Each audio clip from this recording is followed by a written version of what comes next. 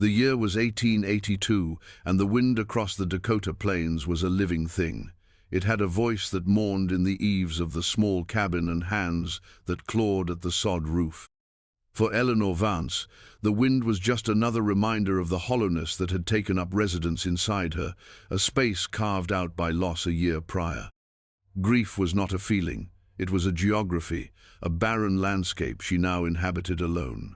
The cabin, once filled with the quiet strength of her husband, Walter, was now just a shell echoing with silence. Each day was a testament to stubborn resilience, a litany of chores that kept despair at arm's length. She rose before the sun bruised the horizon with color, her hands, raw and chapped, finding the familiar smoothness of the axe handle, the rough texture of rope, the cold steel of the water pump. She chopped wood until her shoulders ached, hauled water until her back screamed, and mended fences that the indifferent cattle tested with their weight.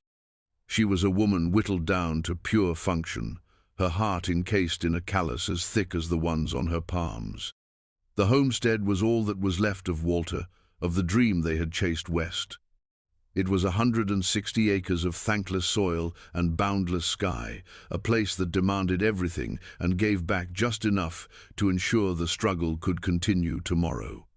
Leaving it would be like burying him a second time.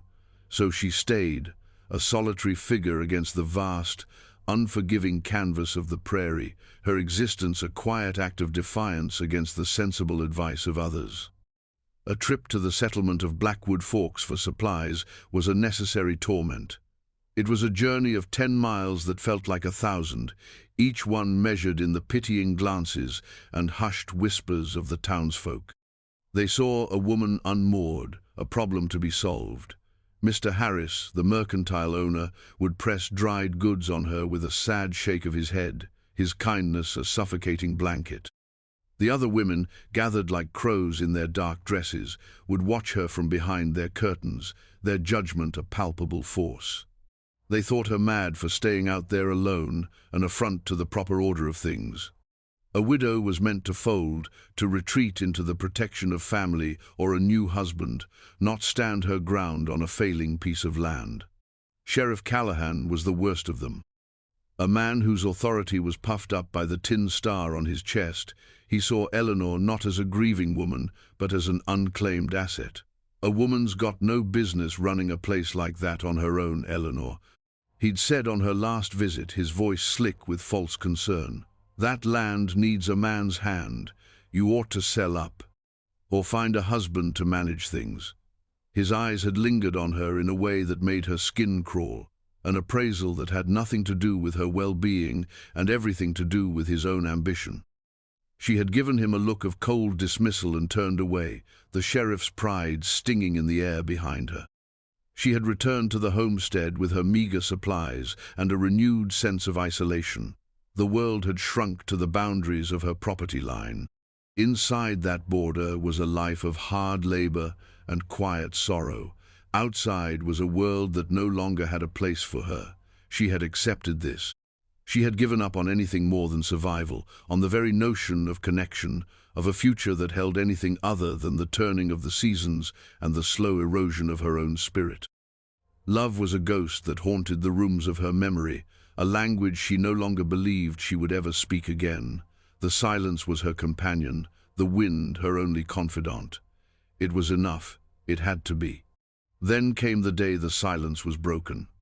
She was splitting logs near the barn, the rhythmic thud of the axe, a familiar heartbeat against the stillness of the afternoon. A flicker of movement on the horizon caught her eye. It wasn't the shimmering heat haze or a lone coyote, it was riders, a dozen of them, moving with a fluid purpose that was utterly alien to the clumsy gait of the town's horses. They were Lakota. Fear, cold and sharp, pierced the numb armor she wore. She dropped the axe, her heart hammering against her ribs. Her mind flew to the stories she'd heard, tales of raids and violence that settlers whispered to each other around their fires. She scrambled into the cabin, her hands shaking as she pulled Walter's rifle from its pegs above the mantel. She checked the load, the metallic click of the mechanism, a small, defiant sound in the sudden, pressing quiet of the room. She moved to the window, peering through the grimy glass, the long barrel of the gun resting on the sill. They did not ride like a war party. There were no whoops, no menacing gestures. They moved with a grave formality, halting a respectful distance from the cabin, their leader dismounted. He was a tall man, broad-shouldered, with a face that looked as if it had been carved from the very rock of the ancient hills. His hair was long and black, his eyes deep-set and serious.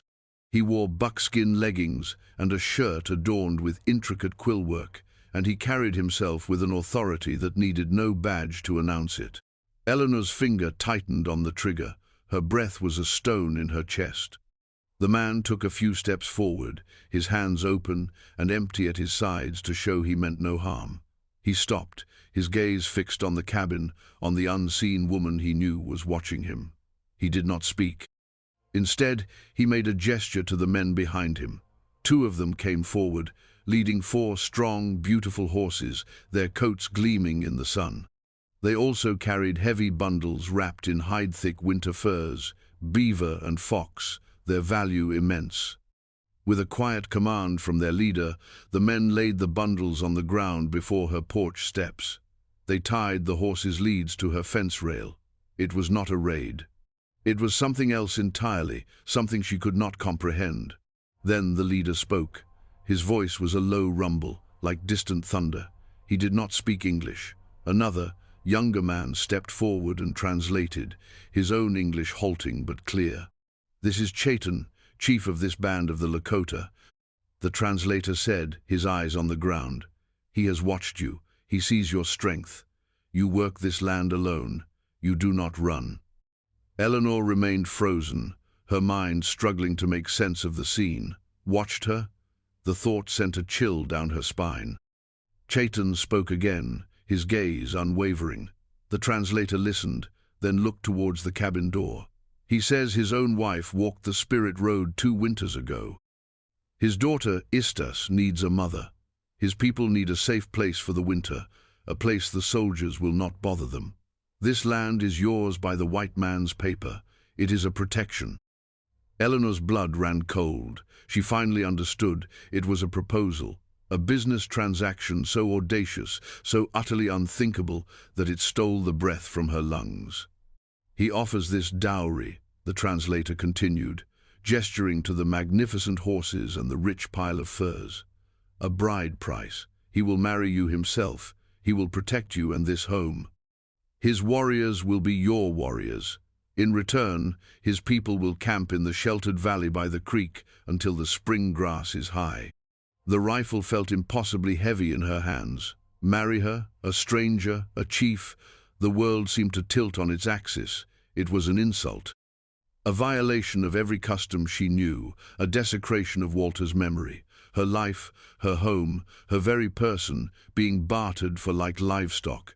Rage, hot and pure, burned through her fear. She flung the cabin door open, stepping onto the porch with the rifle held steady, though her insides trembled. "No," she said, her voice raspy from disuse, but ringing with conviction. "Take your payment. Take your horses and leave my land. The answer is no." Chaitan's expression did not change. He listened to the translation, his dark eyes holding hers. There was no anger in them, no offense. There was only a calm, patient assessment, as if he had expected this exact response. He spoke a few quiet words to the translator. "He says he will not take the dowry," the young man relayed. "It is for you. It is a sign of his honest intent. He will return in 3 sons for your final answer." And with that, Chaitan turned, mounted his horse, and led his men away as deliberately as they had come, leaving Eleanor standing on her porch, surrounded by a fortune in horses and furs. She was left alone with an impossible offer, the silence rushing back in, now filled with the thundering beat of her own confused and terrified heart. The 3 days that followed were a kind of fever dream. Eleanor paced the confines of her cabin like a caged animal. The dowry sat outside, a silent, powerful testament to Chaitan's proposal. The horses grazed peacefully, occasionally lifting their heads to watch her with intelligent eyes. The pile of furs was an absurdity, a mountain of wealth on her dusty porch. She didn't touch any of it. Tudusu felt like acceptance. Her mind was a battlefield. One moment, she was consumed by outrage. How dare he? How dare anyone assume she could be bought, her grief and loyalty traded for security? Her life with Walter, their shared dreams, felt sacred, and this proposal was a profanity scrawled across their memory. She would rather starve, rather lose the farm to the dust and the bankers, than enter into such a monstrous arrangement. But then pragmatism, cold and unwelcome, would seep in. The outrage would fade, leaving the raw truth of her situation exposed. She was already failing. The last harvest had been poor. One of her 2 cows had gone lame. The cabin roof leaked, and the coming winter promised to be brutal. Sheriff Callahan's predatory interest was a looming threat, and she knew the town offered no real sanctuary, only judgment. She was utterly, terrifyingly alone.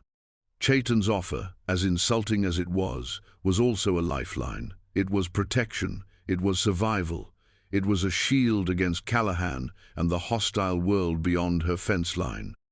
His people would not be a burden, they would be a bulwark, and the chief himself, she recalled his face, the profound stillness in his gaze. It was not the face of a savage from the settlers' stories. It was the face of a man who understood burden, a man who carried the weight of his people on his shoulders. There was a strength there that she recognized, for it was a distant cousin to her own. She spent the night sleepless, staring into the darkness, Walter's face floating in her memory. Would he forgive her for this? For doing what was necessary to hold on to the land he had poured his life's blood into? Or would he see it as the ultimate betrayal? The question turned over and over in her mind, offering no peace. On the morning of the 3rd day, she was startled by a commotion from the small paddock where she kept her last milk cow. A low, guttural snarl echoed in the crisp air, followed by the cow's terrified bellow. Eleanor grabbed the rifle and ran outside, her heart seizing. A cougar, sleek and powerful, had cornered the frantic animal against the fence, its muscles coiled to spring. Before she could even raise the rifle to her shoulder, an arrow hissed through the air from nowhere, striking the big cat squarely in the shoulder. It was not a killing shot, but it was enough. The cougar roared in pain and fury, spinning around to face its new attacker. Chaitan was there, astride his horse at the edge of her property, a bow in his hand. 2 of his warriors were with him. He had returned, just as he said he would. He nocked another arrow, but the wounded cat, its hunt spoiled and its own survival now in question, chose flight over fight. It bounded away, disappearing into the tall grasses of the prairie, leaving behind a panicked cow and a stunned woman. Chaitan and his men rode forward. He dismounted and walked to the fence, his eyes assessing the trembling cow, then moving to meet Eleanor's. He said nothing. He did not have to. The event was a perfect, brutal illustration of her vulnerability and his promise. He will protect you and this home. Eleanor lowered the rifle. The weight of the last 3 days, the last year, settled upon her. The fight went out of her, replaced by a profound, weary resignation. There was no other choice. There never had been. Yes, she said, the word a small broken thing in the vast silence. She did not need a translator. Her meaning was clear in the surrender of her posture, in the defeat in her eyes. Yes, the marriage, if it could be called that, was an affair of stark simplicity. There was no preacher, no vows spoken in a language she could understand. It took place at sunset, at the edge of the Lakota camp that was now being established in the sheltered valley below her cabin. Chaitan's people gathered, their faces impassive, but their eyes filled with a deep curiosity. An elder, his face a roadmap of wrinkles, lit a pipe of sacred tobacco and offered it to the 4 directions, to the earth and the sky. He chanted in a low, sonorous voice, the words weaving into the fabric of the twilight. Eleanor stood beside Chaitan, feeling like a ghost at her own wedding. She wore her plainest wool dress, a stark contrast to the buckskin and beadwork around her. Chaitan placed a beautifully crafted buffalo robe around her shoulders.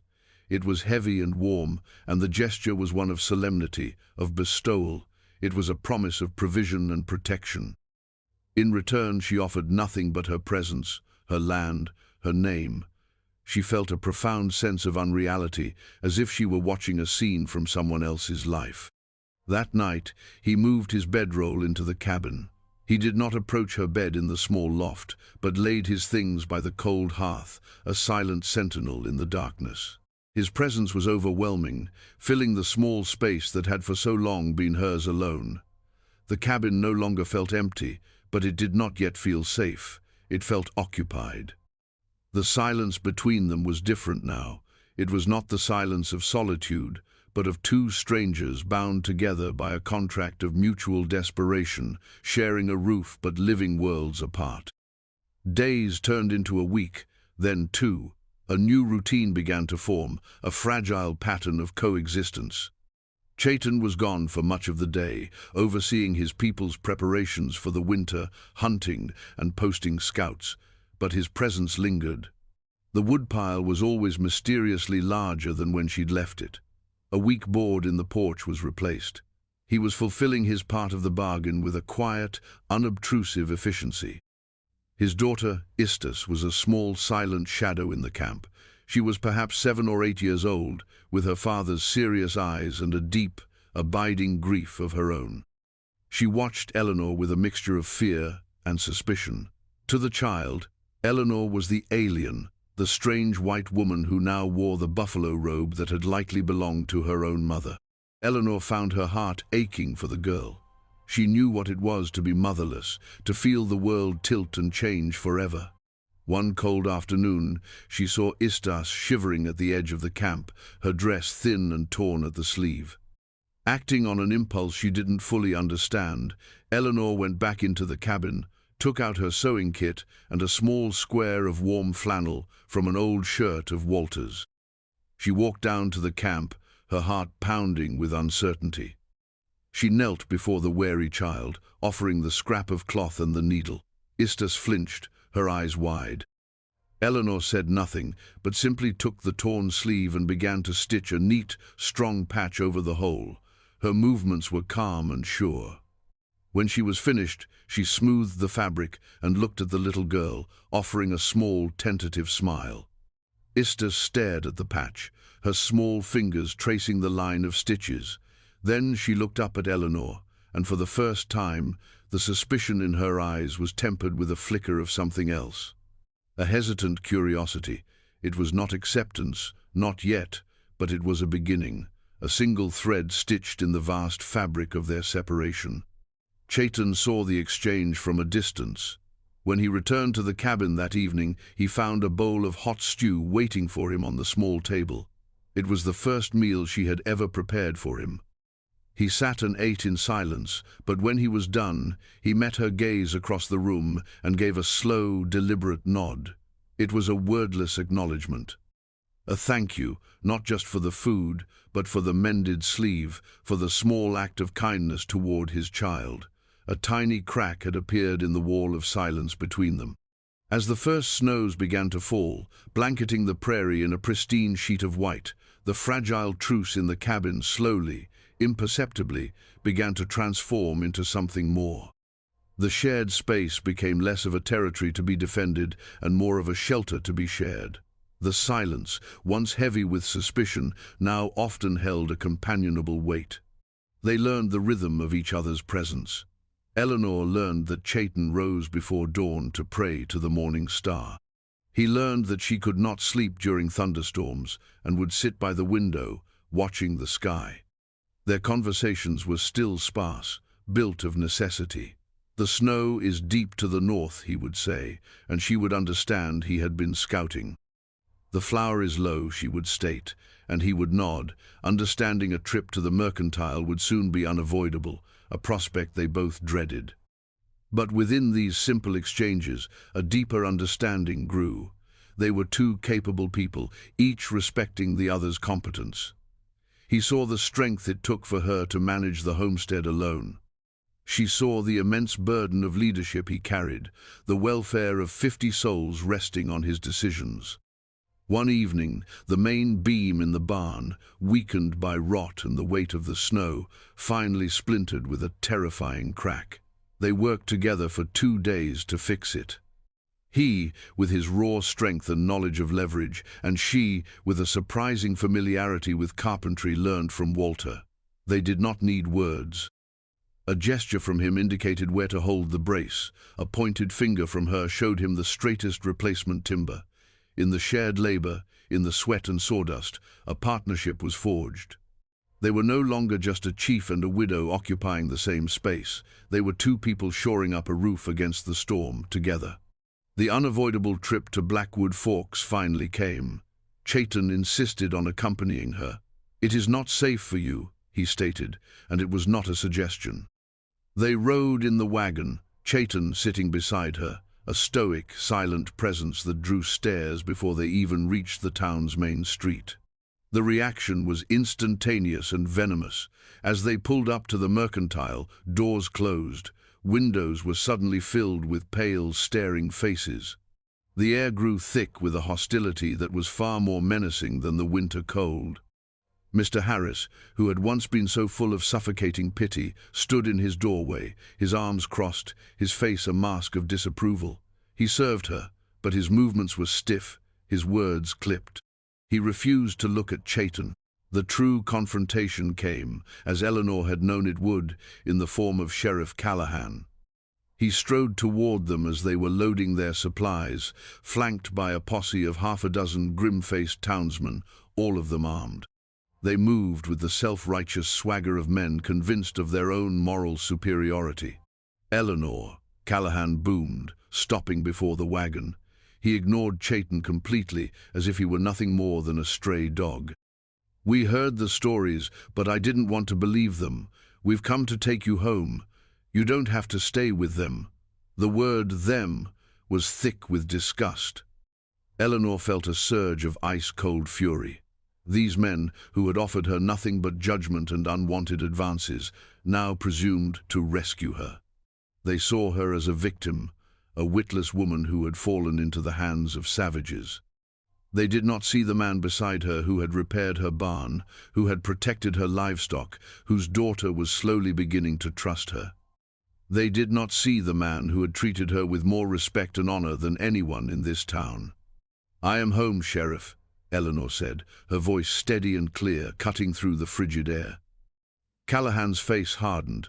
"Don't be a fool. You're coming with us. We'll run these heathens off your land for you." He reached out as if to grab her arm. In a movement so fast it was almost a blur, Chayton was on his feet in the wagon bed, standing between Callahan and Eleanor. He did not draw a weapon. He did not need to. His sheer presence was a formidable shield, his eyes burning with a cold fire that made the sheriff flinch back.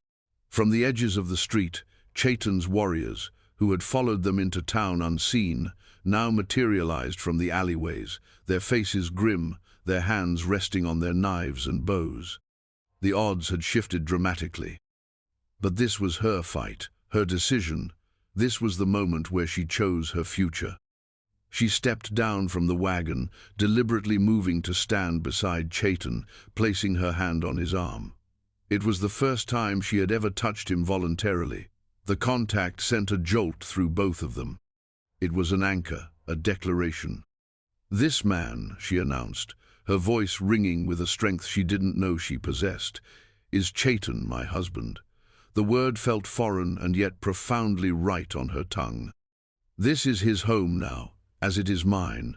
And you," she said, her gaze sweeping over Callahan and his cronies, "are trespassing. Leave, now."